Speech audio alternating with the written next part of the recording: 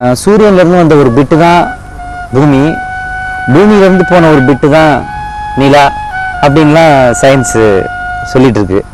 Pacific சீல ஒரு பெரிய பள்ளம் ஒன்று இருக்குது. பசிபிக்குடைய ஆழத்தில் பார்த்தா மிகப்பெரிய பள்ளம் ஒன்று இருக்குது. அதை சந்திரன் வந்ததுன்னா அதை கரெக்டாக நிரப்பிட முடியும். அவ்வளோ பெரிய ஆழமான பள்ளம் இருக்குது அப்படின்னு ஒரு சயின்ஸ் கிரானிக்கலில் படிச்சிருக்கேன். நம்ம சின்ன வயசில் நம்ம அம்மா நமக்கு சாப்பாடு ஊட்டும்போது நிலாவை காட்டி தான் ஊட்டியிருக்காங்க. அது மட்டும் இல்லை, நம்முடைய மதத்தில் சிவன் அந்த நிலாவில் ஒரு பிறையை தலையில் வச்சிருக்காரு. அதே பிறையை இஸ்லாமியர்கள் ரம்ஜான் கொண்டாடுறதுக்கு பிறை பார்த்து தான் கொண்டாடுறாங்க. நட்சத்திரங்களும் மற்ற கோள்களும் தான் அப்போஸ்தலர்களுக்கு ஜீசஸ் கிரைஸ்ட் பிறந்த இடத்த காட்டுச்சுன்னு சொல்கிறாங்க.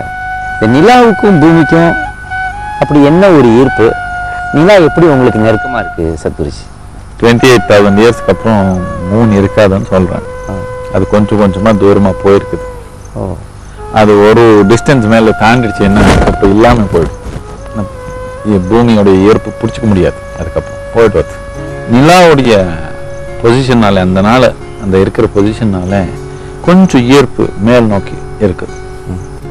இது இருக்கிறதுனால நம்ம ரத்தத்து ஓட்டம் நம்ம மூளையில் கொஞ்சம் அதிகமாக நடக்குது.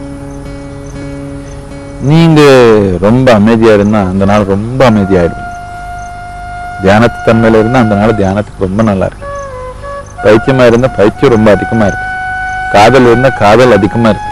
எதே இருந்தாலும் கொஞ்சம் அதிகமாயிடுச்சு. என்னதுக்குன்னா சர்க்குலேஷனு கொஞ்சம் ஹெவியா நடக்குது.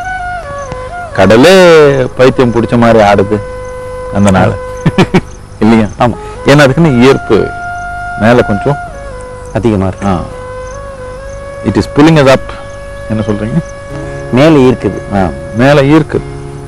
இதனால நம்ம ரத்தத்துல கொஞ்சம் நம்ம மூளை பகுதியில கொஞ்சம் அதிகமா ஓடுது. நம்ம தன்மை எது இருந்தாலும் அது கொஞ்சம் அதிகமா நடக்கிற மாதிரி ஒரு வாய்ப்பு இருக்கு.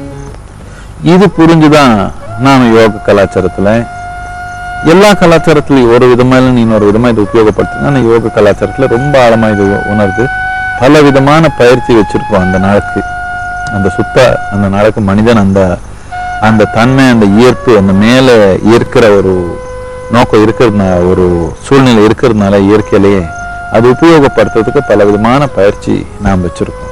இப்போ எங்கேயோ தியானலிங்க கோயில் நீங்க பார்த்தீங்கன்னா இந்த 2 நாள் நைட்டு 1 மணி வரைக்கும் ஓப்பனாக இருக்கும். பௌர்ணமி நாள் பெண்கள் மட்டும்தான், அமாவாசை நாள் ஆண்கள் மட்டும்தான் இருக்கும். இந்த பௌர்ணமி நாளை பெண் தன்மைன்றது கொஞ்சம் அதிகப்படும், ஒரு மென்மை என்று அதிகப்படும். அமாவாசை நாடு ஒரு ஆண் தன்மைன்றது ஒரு தீவிரமான ஒரு தன்மை அதிகப்படும். இதுக்கு சம்பந்தப்பட்ட மாதிரி அதுக்கு ஒத்து ஒரு மாதிரி பயிற்சி இருக்குது யோகத்தில். எனக்கு நிலாக்கு என்ன சம்பந்தம்?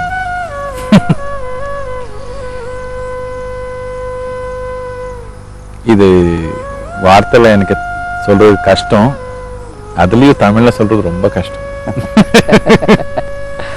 ஒண்ணு என்ன சொல்ல முடியும்னா, எல்லாமே சரியா நடந்தா நான் உயிர் விடுறது கட்டாயமா பௌர்ணமி நாள் தான் விட போறேன், இல்லைன்னா அமாவாசை நாள் விட போறேன். நான் எதுக்கு இது சொல்றேன்னா, வேற பல விஷயங்கள் அந்த நாள்ல நடக்கலாம். அது இதுக்கு ஒரு விஞ்ஞானம் இருக்குது இது பின்னாடி. இது காரணருக்கு அப்பாற்பட்ட விஞ்ஞானம் இருக்கிறதுனால இது வார்த்தையில விவரிக்கிறது ரொம்ப கஷ்டம். சத்குருஜி, இன்னைக்கு பார்த்தீங்கன்னா paper, cinema posters, internet channels எல்லாமே செக்ஸுக்கு கதவுகளை திறந்து விட்டுருச்சு. யங்ஸ்டர்ஸ் யார் வேணாலும் அவங்க ரூமுக்குள்ளே போய் இன்டர்நெட்டை ஓப்பன் பண்ணிட்டாங்கன்னா they are thrown open to sex. அவங்க அதை பற்றி எது வேணாலும் தெரிஞ்சுக்கலாம், எது மாதிரியான வெப்சைட்டுக்குள்ளேயும் போய் எதை வேணாலும் பார்க்க முடியும்.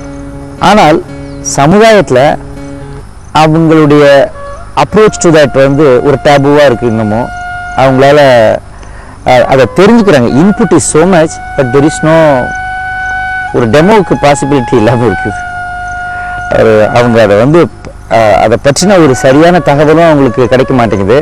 ஆனால் அதே நேரத்தில் நிறைய தெரிஞ்சு வச்சுக்கிட்டு அதை எப்படி வெளிப்படுத்துறதுன்னு தெரியாமல் கஷ்டப்படுறாங்க இன்று யங்ஸ்டர்ஸ். அது செக்ஸ் எஜுகேஷன் கூட ஒரு சின்ன வார்த்தையில் அடக்கிடலாம். இது எப்படி நம்ம நாட்டில் இதை நம்ம சமாளிக்க போகிறோம்? ஏன்னா அவங்களுக்கு எல்லாத்தையும் கொண்டாந்து போட்டுடுறோம், அவங்க எல்லாத்தையும் படிக்கிறாங்க, தெரிஞ்சுக்கிறாங்க. பட் அதனால் அவங்க மனசு எவ்வளோ தூரம் குழம்புதா, இல்லாட்டி அவங்க ஒரு தெளிந்த நிலையை அடைகிறாங்களா, இல்லாட்டி அவங்களுடைய அப்ரோச் அதை பற்றி எப்படி இருக்குது, அவங்களுடைய கன்ஃபியூஷன்ஸ் ஏதாவது இருந்ததுன்னா அது எப்படி தீர்க்கிறது? நாம் சமூக சூழ்நிலையில் ஒரு விதமான சமூகத்திலேருந்து இன்னொரு விதமான சமூக நிலைக்கு போகிறதுக்கு இது டிரான்சிஷன் ஸ்டேட். இந்த டிரான்சிஷன் எப்பவுமே பாதிப்பு தான். நம்ம சமூகம் முதல்ல இருந்து எப்படி இருந்தால் அப்படி போயிருந்தா சாமானியமாக ஒரு பொண்ணு 14 வயசு ஆயிடுச்சுன்னா கல்யாணம் அவளுக்கு. பசங்களுக்கு யூஸ்வலி 17, 18, 19 ஆயிடுச்சுன்னா கல்யாணம். இதனால அவருக்கு அந்த ஒரு உடல்ல இருக்கிற ஒரு ஆர்வம் ரொம்ப சுலபமாக அதில் முடிஞ்சு போச்சு. ஏதோ அவன் தொழிலையோ படிப்புலையோ எதுலையோ அவனுக்கு கவனம் போகிறதுக்கு வாய்ப்பு இருக்குது. என்னத்துக்குன்னா ஒன்று உடல்நிலை மட்டும் இல்லை, உணர்ச்சி நிலையிலையும் ஒரு சமநிலையான ஒரு சூழ்நிலை ஏற்பட்டது. இது இப்போ முடியாது. என்னத்துக்கா படிக்கிறதே 24, 25 வயசு வரைக்கும் படிக்கிறாங்க. அதுக்கப்புறம் வேலை தேடி அங்கே எங்கே சுற்றி எல்லாம் பண்ணுறப்போ 30 வயசு ஆகுது சாமானியம். 25 கீழே கல்யாணம் பண்ணிக்கிறது ரொம்ப குறைஞ்சு போச்சு.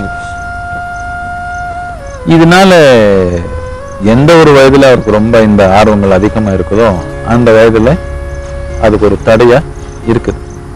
இந்த இன்டர்நெட்ல எல்லாமே இந்த போர்னோகிராஃபி, வயலன்ஸ் எல்லாமே அளவில்லாத அளவுக்கு திணிக்கிறாங்க எல்லாரும் மேல. இதெல்லாம் பார்த்து இது செக்ஸ் பத்தி இல்லை, இது இயற்கையா இருக்கிற உடல்ல இருக்கிற ஒரு ஆர்வத்தை பத்தி இல்லை.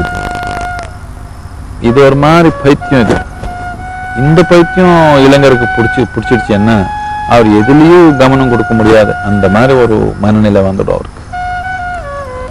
இது செக்ஸ் எஜுகேஷன் எல்லாம் இது சொல்ல முடியாது. இன்டர்நெட்ல அவரை பார்க்கறது ஏதோ இருக்கிறது, இது செக்ஸ் எஜுகேஷன் சொல்ல முடியாது. இதெல்லாம் ஒரு மனநிலை அசிங்கமா போயிடும். மனிதனை இன்னொரு மனிதனை மதிக்கிற மாதிரி இல்லாம ஆயிடும். எல்லாத்துக்கும் முக்கியமே ஒரு பெண்ணு மதிக்கிற மாதிரியே இருக்காது. எந்த ஒரு சமூகத்துல பெண் தன்மை மதிக்க மாட்டோமோ அந்த ஒரு சமூகத்துக்கு ஒரு வளர்ச்சி கிடையாது, வளர்ச்சியே வரதுக்கு வாய்ப்பு இல்லை. ஒரு ஏழை விவசாயி குடும்பத்தில் ஒரு பெண் குழந்தை பிறந்துச்சுன்னா உடனே அதுக்கு கள்ளிப்பாலையோ அரளிப்பாலையோ இல்லாட்டி பச்சை நெல்லுடைய கூர்முனையவோ கொடுத்து அதை கொண்டுடுறாங்க. இதை பற்றியெல்லாம் நீங்கள் என்ன நினைக்கிறீங்க? அத்தனைக்கும் ஆசைப்படு ஒரு சிறிய வேலைக்கு பின் தொடரும்.